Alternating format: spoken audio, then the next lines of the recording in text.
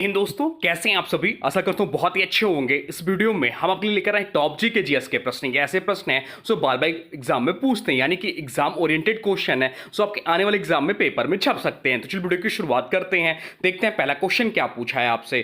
पहला क्वेश्चन जो पूछा है वह पूछा है भारतीय संविधान में धन विधेयक की परिभाषा किस अनुच्छेद में दी गई है। आपसे पूछा है कि भारतीय संविधान में धन विधेयक की परिभाषा किस अनुच्छेद में दी गई है। जिस किसी भी क्वेश्चन का राइट आंसर पता है, वीडियो को पॉज करिए, राइट आंसर कमेंट बॉक्स में लिख दीजिए और लास्ट में बताइए टोटल कितने क्वेश्चंस आपके सही हैं। चलिए इसका राइट आंसर कमेंट बॉक्स में बता दीजिए क्या हो जाएगा राइट आंसर। तो राइट आंसर जो हो जाएगा वो हो जाएगा ऑप्शन बी, अनुच्छेद 110 इस प्रश्न का राइट आंसर हो जाएगा। भारतीय संविधान में धन विधेयक की परिभाषा अनुच्छेद 110 में दी गई है। यह अनुच्छेद बताता है कौन से विधेयक को धन विधेयक माना जाएगा। इसमें वैसे भी विधेयक आते हैं जो भारतीय केंद्र सरकार के राजस्व, व्यय, कराधान, ऋण आदि से संबंधित है।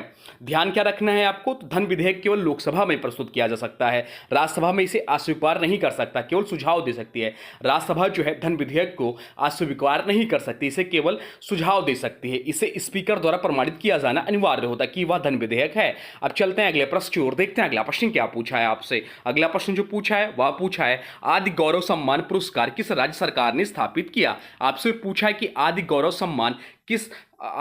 सम्मान पुरस्कार किस राज्य सरकार ने स्थापित किया। चलिए बताइए राइट आंसर क्या हो जाएगा। तो राइट आंसर जो हो जाएगा वो हो जाएगा ऑप्शन ए, राजस्थान इस प्रश्न का राइट आंसर हो जाएगा। आदि गौरव सम्मान पुरस्कार की स्थापना राजस्थान सरकार द्वारा की गई। इसका पहला समारोह 4 अक्टूबर 2024 को बांसवाड़ा में आयोजित किया गया, जिसमें राष्ट्रपति द्रौपदी मुर्मू ने भाग लिया। यह पुरस्कार 3 श्रेणियों में दिया जाता है, आदि रत्न गौरव सम्मान, आदि सेवा गौरव सम्मान और आदि गर्मोत्थान गौरव सम्मान ग्रामीण संस्थानों के लिए। अब चलते हैं अगले प्रश्न की ओर, देखते हैं अगला प्रश्न क्या पूछा है आपसे। अगला प्रश्न जो पूछा है वह पूछा है अंतरराष्ट्रीय चावल अनुसंधान संस्थान कहाँ स्थित है। आपसे पूछा है कि अंतरराष्ट्रीय चावल अनुसंधान संस्थान कहाँ स्थित है। चलिए बताइए राइट आंसर क्या हो जाएगा। तो राइट आंसर जो हो जाएगा वो हो जाएगा ऑप्शन डी, मनीला फिलीपींस में है। ऑप्शन डी इस प्रश्न का राइट आंसर हो जाएगा। अंतरराष्ट्रीय चावल अनुसंधान संस्थान की स्थापना कब हुई थी, तो इसकी जो स्थापना हुई थी वह 1960 में हुई थी। 1960 में इसकी स्थापना हुई थी। इसका मुख्यालय जो है लांस बायोन्स मनीला फिलीपींस में स्थित है। यह विश्व का प्रमुख संस्थान है जो चावल की नई किस्मों, उत्पादन तकनीक और अनुसंधान पर कार्य करता है। भारत में भी इसका एक क्षेत्रीय केंद्र वाराणसी यानी कि उत्तर प्रदेश में खोला गया है। अब चलते हैं अगले प्रश्न की ओर, देखते हैं अगला प्रश्न क्या पूछा है आपसे। अगला प्रश्न जो पूछा है वह पूछा है छोटा नागपुर पठार की सबसे ऊंची पर्वत चोटी कौन सी है। आपसे पूछा है कि छोटा नागपुर पठार की सबसे ऊंची पर्वत चोटी कौन सी है। चलिए बताइए राइट आंसर क्या हो जाएगा। तो राइट आंसर जो हो जाएगा वो हो जाएगा ऑप्शन सी, पारसनाथ इस प्रश्न का राइट आंसर हो जाएगा।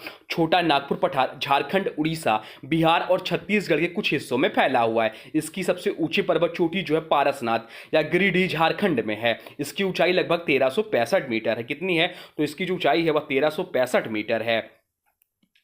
पारसनाथ पहाड़ी जैन धर्म के लिए अत्यंत पवित्र स्थल है और इसे भी सम्मेद शिखर जी भी कहा जाता है। अन्य विकल्पों की बात करें तो धूपगढ़ जो है सतपुरा की सबसे ऊंची चोटी है। पंचमढ़ी की बात करें तो मध्य प्रदेश का प्रसिद्ध हिल स्टेशन है और महाबलेश्वर महाराष्ट्र का हिल स्टेशन है। अब चलते हैं अगले प्रश्न की ओर, देखते हैं अगला प्रश्न क्या पूछा है आपसे। अगला प्रश्न जो पूछा है वह पूछा है लोकसभा या विधानसभा चुनाव में खड़े होने के लिए उम्मीदवार की आयु कम से कम कितनी वर्ष होनी चाहिए। आपसे पूछा है कि लोकसभा या विधानसभा चुनाव में खड़े होने के लिए उम्मीदवार की आयु कम से कम कितनी होनी चाहिए, कितनी वर्ष होनी चाहिए। चलिए बताइए राइट आंसर क्या हो जाएगा। तो राइट आंसर जो हो जाएगा वो हो जाएगा ऑप्शन सी, 25 वर्ष। ऑप्शन सी इस प्रश्न का राइट आंसर हो जाएगा। भारतीय संविधान के अनुसार लोकसभा जो कि संसद का निचला सदन होता है का सदस्य बनने के लिए उम्मीदवार की न्यूनतम आयु 25 वर्ष होनी चाहिए और विधानसभा यानी कि राज्य का निचला सदन के लिए भी यही नियम लागू होता है 25 वर्ष के लिए। राज्यसभा और विधानसभा के लिए ध्यान रखिए, राज्यसभा और विधान परिषद के लिए न्यूनतम आयु जो है 30 वर्ष होती है।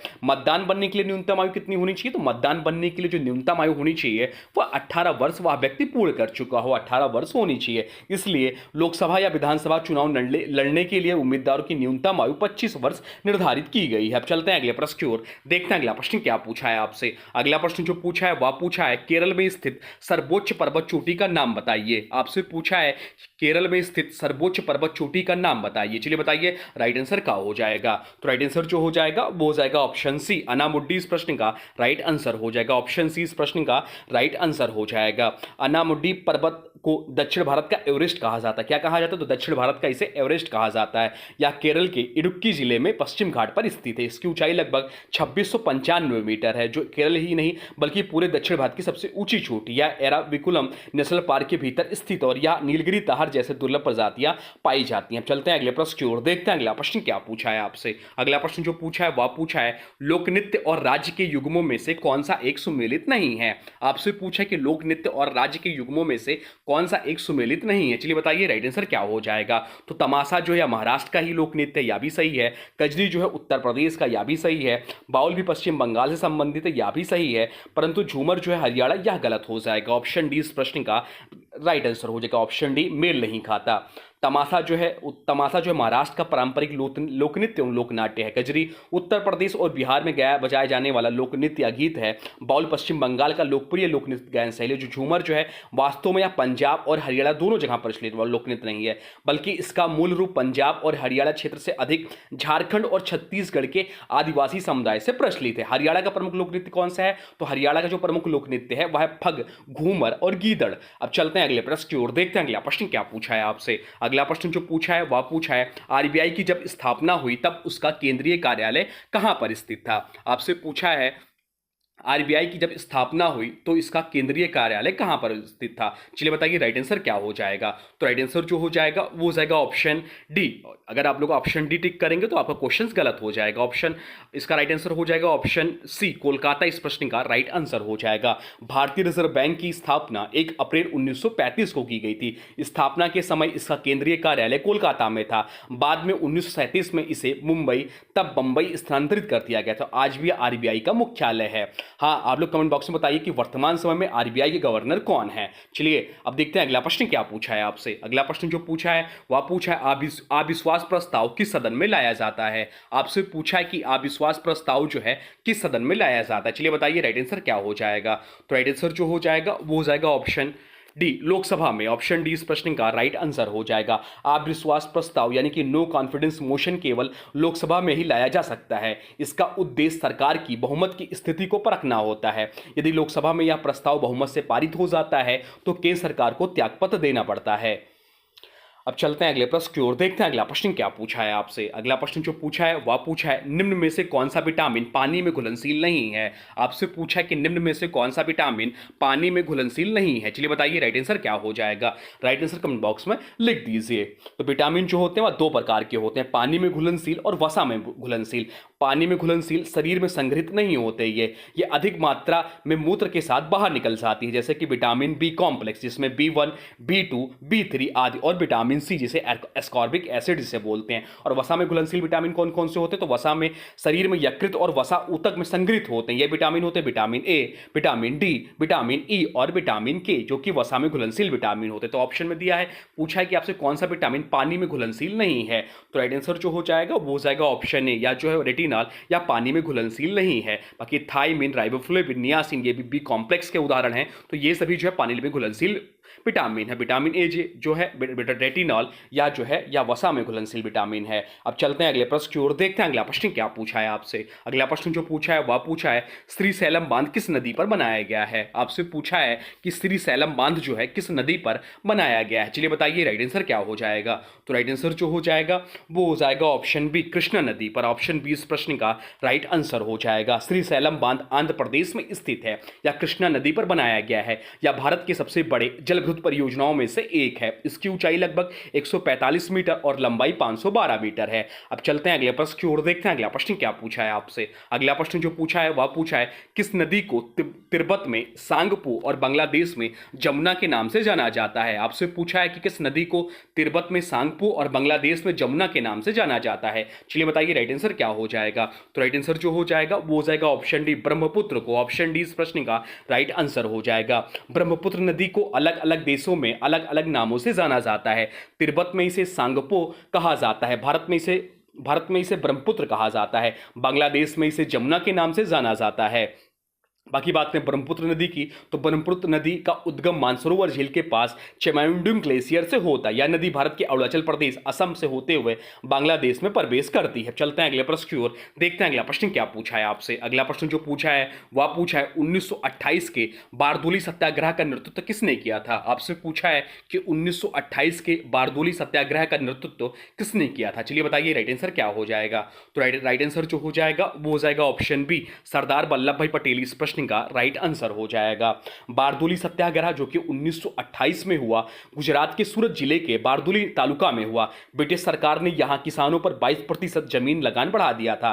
किसानों ने इसका विरोध किया और आंदोलन का नेतृत्व सरदार वल्लभ भाई पटेल ने किया। महिलाओं ने इन्हें सम्मानपूर्वक सरदार की उपाधि दी। अतः सरकार को झुकना पड़ा और बढ़ा हुआ लगान वापस लेना पड़ा। अब चलते हैं अगले प्रश्न की ओर, देखते हैं अगला प्रश्न क्या पूछा है आपसे। अगला प्रश्न जो पूछा है वह पूछा है निम्न में से कौन सी सीमा रेखा रेड क्लिफ रेखा कहलाती है। आपसे पूछा है कि निम्न में से कौन सी सीमा रेखा रेड क्लिफ रेखा कहलाती है। चलिए बताइए राइट आंसर क्या हो जाएगा। तो राइट आंसर जो हो जाएगा वो हो जाएगा ऑप्शन सी, भारत और तथा पाकिस्तान। रेड क्लिफ रेखा वह सीमा रेखा है जो भारत और पाकिस्तान के बीच 1947 में विभाजन के समय खींची गई थी। इसका नाम सर सिरिल रेडक्लिफ के नाम पर रखा गया था, जिन्होंने भारत और पाकिस्तान के बीच की सीमा रेखा निर्धारित की थी। यह रेखा पंजाब और बंगाल के विभाजन के आधार पर बनाई गई थी।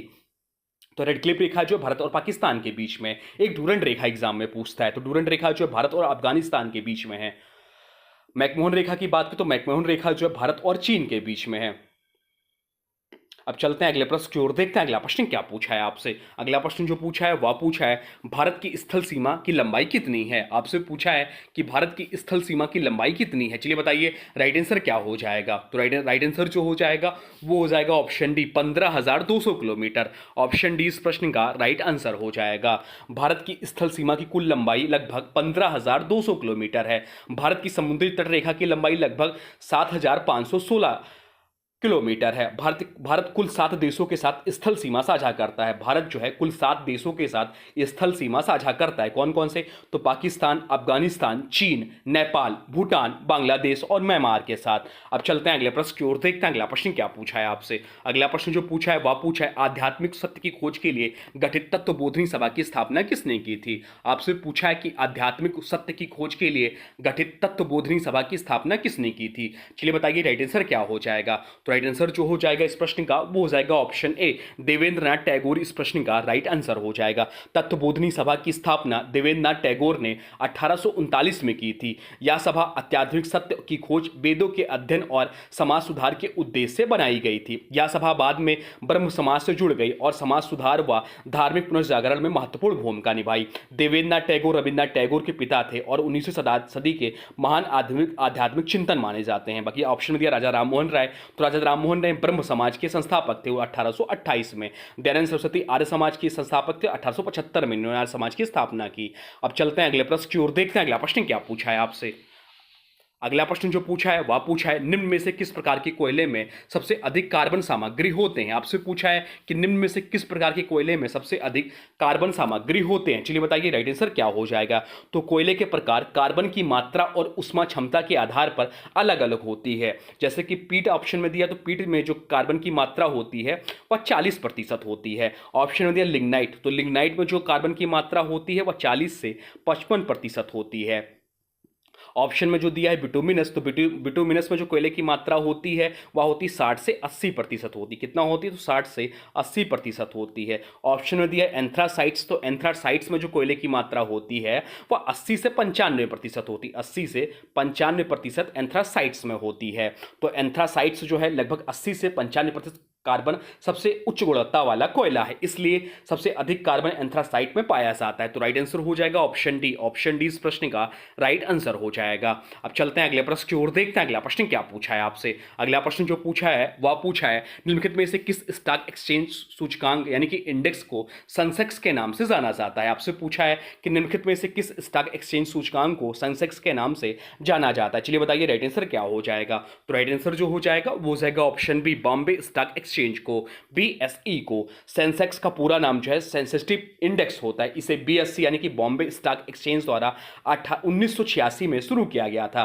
यह 30 प्रमुख कंपनियों के शेयरों की औसत कीमत पर आधारित होता है जो बीएसई में सूचीबद्ध है। यह भारतीय शेयर बाजार की आर्थिक दशा का प्रमुख सूचकांक है। निफ्टी सूचकांक किसका है? तो निफ्टी सूचकांक जो है एनएससी का यानी कि नेशनल स्टॉक एक्सचेंज का है। अब चलते हैं अगले प्रश्न की ओर, देखते हैं अगला प्रश्न क्या पूछा है आपसे। अगला प्रश्न जो पूछा है वह पूछा है असहयोग आंदोलन कब वापस ले लिया गया था। आपसे पूछा है कि असहयोग आंदोलन कब वापस ले लिया गया था। चलिए बताइए राइट आंसर क्या हो जाएगा। तो राइट आंसर जो हो जाएगा वो हो जाएगा ऑप्शन ए, फरवरी 1922 में वापस ले लिया गया था। असहयोग आंदोलन महात्मा गांधी के नेतृत्व में 1920 में शुरू हुआ था। इसका उद्देश्य था अंग्रेजी शासन के विरुद्ध शांतिपूर्ण असहयोग, विदेशी वस्त्रों का बहिष्कार, सरकारी स्कूल अदालत नौकरी छोड़ना, खादी और स्वदेशी को अपनाना। लेकिन 5 फरवरी 1922 को उत्तर प्रदेश के चौरा चौरी में आंदोलनकारियों ने एक पुलिस थाने में आग लगा दी, जिसमें 22 पुलिसकर्मी मारे गए। इस हिंसक घटना से व्यथित होकर गांधी जी ने आंदोलन को फरवरी 1922 में स्थगित यानी कि वापस ले लिया। अब चलते हैं अगले प्रश्न की ओर, देखते हैं अगला प्रश्न क्या पूछा है आपसे। अगला प्रश्न जो पूछा है वह पूछा है किस अधिनियम में एक ऐसा प्रावधान है जो भारत सरकार को भारतीय रिजर्व बैंक को निर्देश जारी करने का अधिकार देता है। इंपॉर्टेंट प्रश्न है, चलिए बताइए राइट आंसर क्या हो जाएगा। तो राइट आंसर जो हो जाएगा वो हो जाएगा ऑप्शन डी, आरबीआई अधिनियम की धारा 7 के तहत। ऑप्शन डी इस प्रश्न का राइट आंसर हो जाएगा। भारतीय रिजर्व बैंक अधिनियम 1934 की धारा 7 में यह प्रावधान है कि भारत सरकार यानी कि केंद्र सरकार आवश्यकता पड़ने पर लोकहित में भारतीय रिजर्व बैंक को निर्देश जारी कर सकती है। तो ये रहे आपके टॉप जीके जीएस के प्रश्न। अब आज के वीडियो से प्रश्न है, इसका राइट आंसर आप लोगों को कमेंट बॉक्स में बताना है। आज की वीडियो से प्रश्न है, निम्न में से कौन सी सीमा रेखा रेड क्लिप रेखा कहलाती है। आपसे पूछा कि निम्न में से कौन सी सीमा रेखा जो है रेड क्लिप रेखा कहलाती है। इसका जो भी राइट आंसर होगा कमेंट बॉक्स में जरूर बताइएगा। और हाँ, वीडियो कैसा लगा इसके बारे में भी जरूर बताइए। और हाँ देखिए, अभी तक आपने वीडियो को लाइक नहीं किया तो प्लीज वीडियो को लाइक कर दीजिए और चैनल पर नए हैं तो चैनल को सब्सक्राइब भी कर लीजिए। तो